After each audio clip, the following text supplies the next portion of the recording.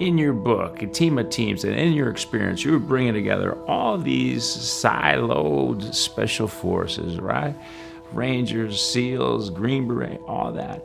And one of the things I believe is that diversity of thought is a catalyst for genius and the secret sauce for building a high-performance team. I mean, what do you think about that when, in terms of what you've seen and maybe an example of that? The process to create a great Delta Force operator or a great SEAL or a great Ranger produces people who become more and more similar. And the longer they're in the organization, the more similar they become.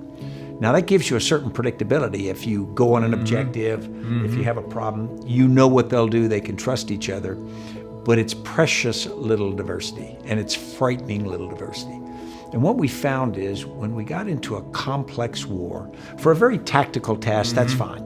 You're gonna land on the beachhead, just take the enemy. Okay, you don't have to be very diverse to do that. But if you're going against a complex enemy like we ended up against Al-Qaeda in Iraq, right.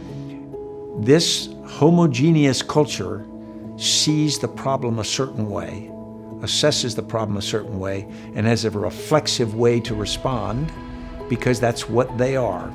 You know, for a man with a hammer, everything looks like a nail. Yeah. And what we found was that was very, very dysfunctional for us. When we opened the aperture and we started bringing people from other parts of government, Department of State, they have a radically different culture. They view life on a different timeline. The Central Intelligence Agency, they want to gather intelligence and they want to build sources for the long haul.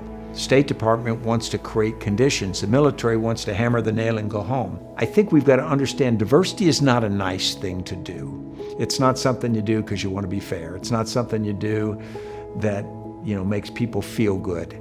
I mean, it's all of those things. It's morally right. But it's practically essential if you're going to solve a complex problem.